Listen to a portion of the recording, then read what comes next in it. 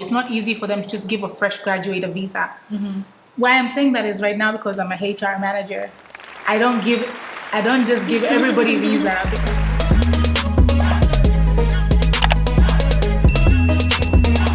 Hi guys, welcome to my channel. If you're here for the first time, it's good to have you here. If you are a returning subscriber, thanks for coming back to this video. My name is Irajwa, or Raj for short, and today I have a special guest with me. She's called Saida. We did a collaboration on her channel as well. I'm going to link it in the description box below. If you like, soft glam. Yeah, we did a soft glam makeup look. So I did this while we talked about various topics. So definitely check out her channel. That video is gonna be beneficial to you. Definitely, it's not just makeup, but if you're also, I have kids, by the way. Yeah, so if you hear any, you know what, let me just put a disclaimer here. If you hear any noise, that's where the noise is coming from. So apologies in advance. You're gonna hear some movement, but it's okay because she's a mother of 2. She looks so fine, right? And she looks much finer with the makeup. So definitely check out her channel and see what we've got up to over there. So today's video, we decided what can we do, or what can we... Let me say thank you first for your makeup because I have never looked this good in a very, very long time. I think the last time I looked this good was on my wedding day. So How Raj many years here, ago was that? 6 years ago or something. And Raj here beat my face for the first time, did a soft glam look, and I absolutely love it. I've never been looking this good ever. Seriously, you guys, I wish you can see a close-up. So yeah. Yeah, if you want like makeup looks, hit me up. I do makeup for whoever you are, whatever skin tone you are. Yeah, just you're gonna get looks like this or whatever. She is so good. She's so good. I can't get over how I look today. Thank you so much. You're welcome. Thank you too. Okay. Let's just get right into today's video. Some background is we are in Malaysia. So I'm from Ghana and she's from, you know what? I won't say where she's from. You're gonna find out in the video. But long story short, we're both in Malaysia. So today I'm gonna ask her a couple of questions. Yeah, we're Africans. So I'm gonna ask her a couple of questions, and the first one is tell us your name and your country, where you're from, or your background. Okay. Well, my name is Saida, everybody. Hey girl. I am from... Or guy. Oh, guy. Sorry, I do that all the time. And the other question is where I'm from. Yeah. So it's time for me to say now? Okay. Okay, guys, I'm from Tanzania. If you don't know where that is in East Africa, next to Kenya and Uganda. Yeah. But yes, I'm Arab from Tanzania. Now let me talk about how we met a bit. So it was through Instagram, and I realized that she started vlogging as well. And so I want to talk more about that. Like, what made you start doing YouTube and Instagram, and talking more about your experience in Malaysia? Okay. So I've always been a fan of Instagram. I've always liked social media, but specifically Instagram because I'm very visual oriented. I like visualizing everything, even my learning through visualization. So I've always had Instagram, but it was always for personal reasons, never to showcase anything. But there was a point in my life whereby I had to realize self-love. I had gone through a lot of things in life. Don't see all roses and all good pictures on Instagram and think everything is good. There's actually a human being behind that picture, and people do go through ups and downs. But I went through something and I overcame it after the realization of self-love, and also having a connection with, like, having a spiritual connection. It helped me just ground myself. I'm not trying to brag, I'm just trying to explain how I got to this path. But yeah, just discovering myself, discovering how to love myself, that has a lot of things to do with spirituality. Raj here also does believe in spirituality, and I think that connects us. Look out for I'm a Muslim video. I'm a Christian. But we all have this one thing that, you know, we are very... how do you say? That keeps us grounded. That keeps us grounded, and it's our spiritual beliefs that there is something bigger than just us, and it really helps give someone how do you say, like a purpose in life. It helps you keep you smiling when things are tough. It just it gives you peace. It gives you hope. It gives you peace. And I mean, just making sure that everybody feels that or knows how to get to that state of mind is beautiful, and I hope I can get there one day. You will, I'm sure. Girls got a dream. and work towards it too. And she's putting in the work, so yeah. I'm trying. Started to just build up on an idea of how do I do what I'm passionate about. And what are you passionate about? Girl. This is about to be like floodgates opening up. It's fine. Well, what I'm passionate about is actually inspiring people and empowering them. Okay. I know it sounds so cliche, but what a girl does, I mean, that's how I feel, and that's what I love. I love empowering people. I love inspiring people, and I believe that it all starts with a change of mindset. Because I've always said I wanted to always help people when I was younger. What do you want to do for life? I want to help people. How do you want to help people? That was always the question. I never knew how I wanted to help people, because people could suffer in many different ways. And sometimes you can't get someone out of a situation. You can't pay them money so they can have a better life, right? There are people who go through so many natural disasters out there. You can't change the situation for them. You can't tell them, you can't give them a family they've lost. But what you can help someone is in their mindset. Changing someone's mindset is a huge gift you can give to someone, because if you can't change their situation, you can change how they react to that situation. Preach. Yeah, she's preaching here, guys. She's preaching. It's so true. But honestly, that is what I'm very passionate about. If you could describe yourself in, say, 5 words, what would you say? I think she needs like a whole essay to describe herself, but 5 words. Because I like talking a lot, that's why. Okay, let me do then. Should I? You know what, just tell us about yourself. No, maybe you can guess what I am, and then I'll tell you if it's yay or nay. Okay, I think you are, 1, caring. Caring. I think you are extra. This girl, don't be deceived, she is extra as ever. What else? She's full of life. Like, she's a very bubbly person. Like, yeah. This is the first time I'm meeting in person, but from what our interaction, she's a very bubbly person. Nice. And then 2 more. 2 more would be, what else? From her video, I know she's family oriented. Oh yeah. Yeah, I watch her YouTube channel, so family oriented. Last one would be, I would say relatively chill. Relatively, like she's relaxed. She's not like, you she's call not me uptight. extra, now you're calling me chill. No, like extra in the sense that not extra like uptight. It's different. Don't expect a lot from me because I'm a mom and everything. I ain't organized as anything. I'm just all over the place. That's what she means. No, let me clarify. What I mean is like, there's no dull moments with her. Yeah. That's something by extra. But in terms of see, this is extra. That's what I mean. Exactly. So like that, yeah. And she's chill in the sense that she's not uptight like as a mom she is, but then like relation to other people is not anything like that. Yeah. Open and sophisticated, she said. Alright guys. Okay. So what do you think? So sweet. Yeah, I think but I think people see so many sides of us at times. Like for example, like if you go to work, you have a different side of you. Oh yeah, definitely. With your spouse, you have a different side people see. With your kids, with your friends. So people see different angles of you. So describing myself in 1 word is very difficult. 5? What about 5? In 5 words? Yeah. I would say the ones I said. Empathetic. How were they? I don't want to brag about myself, but I think that's one of the things I did a lot. I'm very empathetic. So caring, the first one. Yeah, caring. So very caring. So empathetic. And I'm full of life. I want to live life to the fullest, I guess. Extra.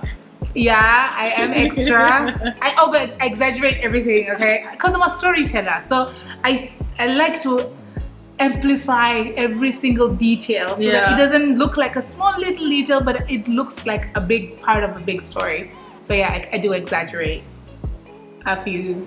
I mean, describing something, but I don't lie. I say the truth. Everything is the truth. I think that's enough about me. God, it's kind of an awful morning in here. Last two things will work. Chill. Yeah, I guess maybe down to earth is chill. Yeah, we can go eat in a mamak anytime. If you want to eat in a high-class restaurant, also we can. You know what I mean? Cool. I'm doing a video. Hi. You guys are doing what? I think okay, this is my sister calling me. Hi, Roger's sister. Hello. All right, sister did bye. Jamaica. We have to go. All right, next one is what brought you to Malaysia and why Malaysia? God, I still don't know how I ended up here. But basically, I came to Malaysia to study. That was in 2010. Why I chose Malaysia? Actually, my parents were comfortable with Malaysia because it's a Muslim country. So that was the reason we narrowed it down to Malaysia. And yeah, I came here to study, but I've been here for 10 years now. And I'm working here and living here with my family. We'll get there. Oh, just tell us why. I gotta take it slow with these words. Yep. So you said you came here to study. How was your studying life like? What was it like as a student? Well, it was. If you were to rate it 1 to 10, what number would you give it, and then why? To be honest, 5. Okay. I think one of the things was my university life wasn't the best. The university campus, the campus was not nice. Basically, it's like you're studying and the building is in the middle of the city. Like, let's say you're in New York City and one of the buildings in New York City is your university. So you're living in the busy life, everyday life of people. You don't feel the student life, so that sucked. I would love that actually. No, not for a university life. Yeah, it doesn't feel so good. And I think the people were not so welcoming. So it always used to be foreigners to ourselves and the locals to themselves. Very few locals would interact with us. Yeah. I had one friend of mine, she's Indian from here, her name is Sohini. She was actually the only local person who was very welcoming to me. But the other friends were all other foreigners. I can actually relate to that because also in my university I tried mixing with locals, but it wasn't so easy, mostly because of the language barrier. So what happened was Malays would tend to stick with Malays, Chinese with Chinese, and Indians with Indians. Absolutely. So being international, I also went towards international people who mostly spoke English. So I can relate in terms of that. It's quite sad. Yeah, it is. Hopefully times have changed now because I also came 2 years after her, 2012. So yeah. Now you're working here, right? Yeah. So how did you do that transition from being a student? Did you leave the country? Were you done with Malaysia? Like, what made you stay on? And did you go back home? Like, just tell us a bit about that. Well, so when I was done with my studies here, before I finished, like 2 years before that, I met my husband here in the same university. So where's your husband from? He's from Guinea Conakry, so any of y'all watching, hey fam. Yeah, so he's from Guinea Conakry. We met in university, and there's a whole story about it. You guys probably check out her channel. Yeah, I'm not gonna say anything else, but it's such a that video is you need to check it out. Okay, so yeah, because I met my husband, so we got married, and we decided to live here because it was kind of the common place. And he had already gotten a job here, so we didn't have another plan B, so that was the only plan A. So when I got married, I went back home for the wedding. I had a wedding here and then there. After the wedding, was the wedding here first or back home first? So the wedding was here first. We had the religious ceremony and a reception, and then I went back to my country and I did the ceremony without him in my country. Oh, okay. Yeah, because it's ladies only kind of celebration. Wow. They like a bachelorette or no? No, Arabs, we separate female and male. Yeah, but for the wedding as well? Yeah, for the wedding as well. So some celebrations that have both, but very few. So it was because we already did the main ones here, there was no point of him flying back for the female ones. Yeah, so after I had come back from the wedding ceremony there, that's when I moved here for good. Okay, so you didn't like finish your studies. I mean, you finished, but what I mean is you didn't complete and then go back home and then stay there for a while and come back. You did. So after I finished my last exam, I went back home. Then that thing happened. So in my video, go and check out her channel again, but not until you finish this video. Don't skip. Yeah, we got a lot of juice for you. Yeah, just hang in there. Don't skip this video. So yeah, so after that thing happened, then I came back here to do the wedding here, and it was also my graduation time. So that means when you were leaving, you left with the mindset that you're done with Malaysia. Yeah. Okay. At that point, I thought that was the last. I was not gonna come back again. So never say never, guys. Never say never. Yeah.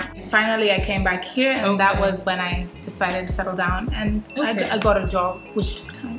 I see. So how long would you say it took from when you came back after the wedding for you to get a job? And why did you decide to get a job? Because you were married at that time, right? Yeah. So you could have stayed at home. Yes. So why did you decide to? Well, I think because Kamara and I both knew that I was studying to have a bigger person. Oh yeah, sorry. Kamara is my husband. So Kamara and I both knew that, you know, he knew my struggles of studying. Staying at home wasn't really the best thing for me, especially I just graduated from university, wasted 3 years not just to stay home. Yeah, I mean, like I had 3 years. Oh, like she used 3 years to study. I used 3 years to study, yeah, so that I should try doing something. So when I got back, I had to start looking for a job. I mean, I wasn't like desperate, but I was looking for a job for some time. Yeah, it was less than 6 months because in the beginning I was slacking and I was like always complaining to him. I was like, I can't get a job. It's so hard out here. You know, I've been doing this. And he asked me, what have you been doing? And I said, I've been sending resumes everywhere. And he's like, how many? I was like, 2 or 3. And he's like, you're not serious. If you really want to get a job, you have to have a target. Send out 10 resumes in a day, every single day. One day, one of them will reply you. So I started doing that. The day I did that, the first day or the second day I did that, I got an interview. Oh wow, look at that. So guys, you have to increase your effort, okay? Don't just do a little bit of work and then say it's not working out. Do your absolute best, go the extra mile. Yeah, that's what you can learn from her story. Like, he also told me not to only focus on, because I was like, I thought Job Street was the only one that I could get a job. Yeah, I was like, that was actually my next question for you. Like, how did you search for a job? Was it directly with the companies or was it through agents? So I first used to apply in Job Street, but actually the requirements of Job Street, companies that can use Job Street. Can you tell, these are people who are not aware of life here, so maybe just a summary of what Job Street is. Oh, okay. Yeah. So Job Street is a platform for recruiters, right? Company recruiting people and people applying for jobs. I think that's what they call it. So it's one of the biggest ones in Malaysia.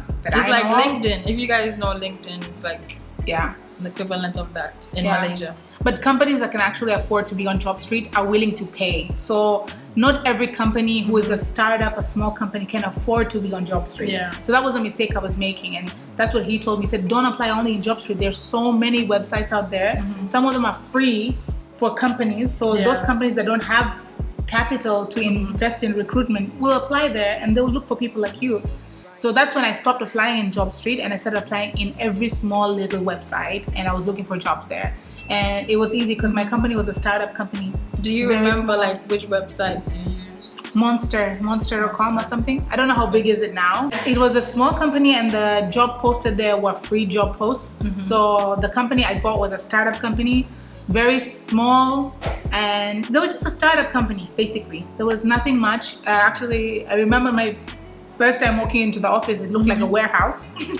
Like there was no receptionist desk, no one to receive me. I just entered in and I was like... So then how... Okay, this leads me to a question that... Because to be a foreigner and to work here, your company needs to be able to afford to give you a working visa. You don't just like work on a tourist visa or something like that. So if the company was a startup, like you said, they didn't have enough money to go to other platforms to get employees or prospective employees, how did they manage to offer you a job as a foreigner?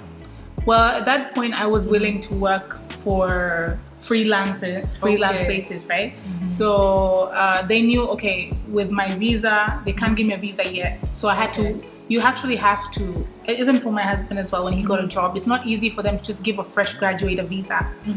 Why I'm saying that is right now because I'm a HR manager.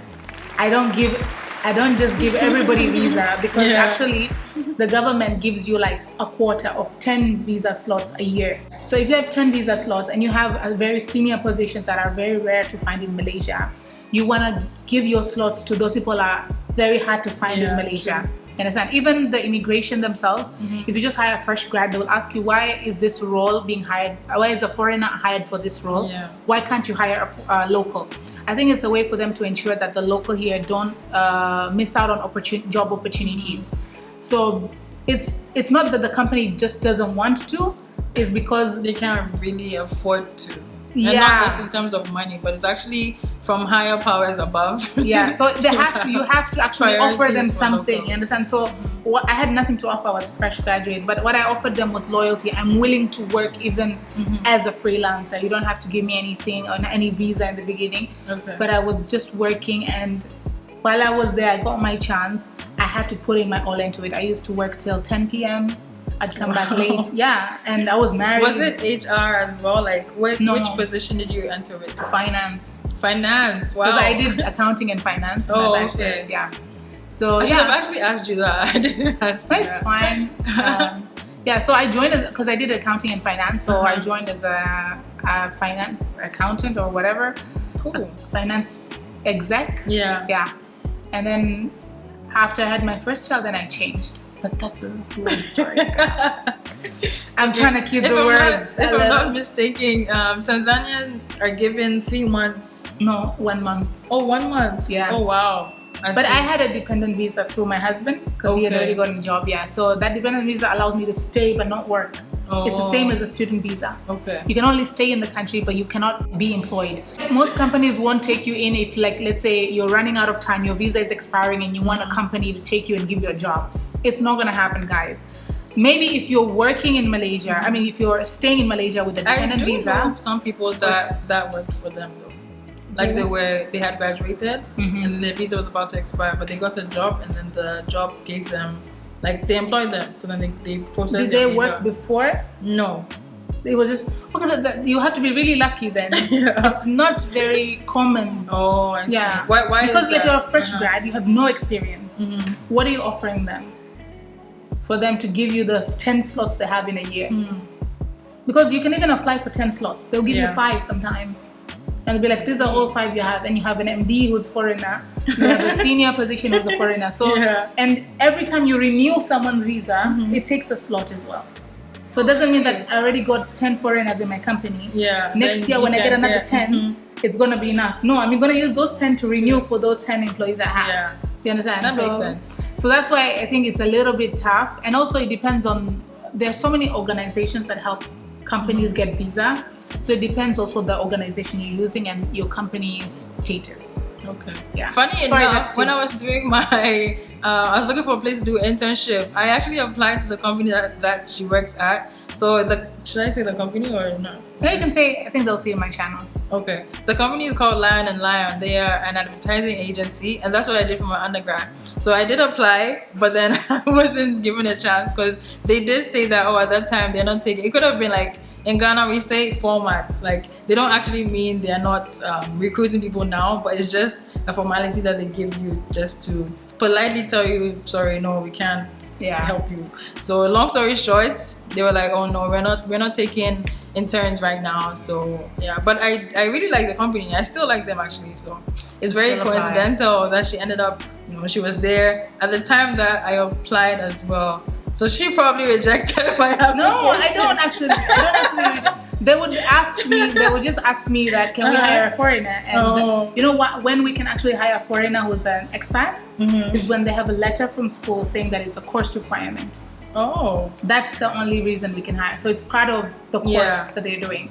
But if it's just a personal internship, then I hope my daughter doesn't. I had my documents. Yeah. You had your documents? Yeah, I had the letter from the uni. Oh, but no worries, no hard feelings. Like, we moved on in life. I got something else too. Yeah, maybe she was destined for greatness. There was also greatness there, but another form of greatness. It took more work forever.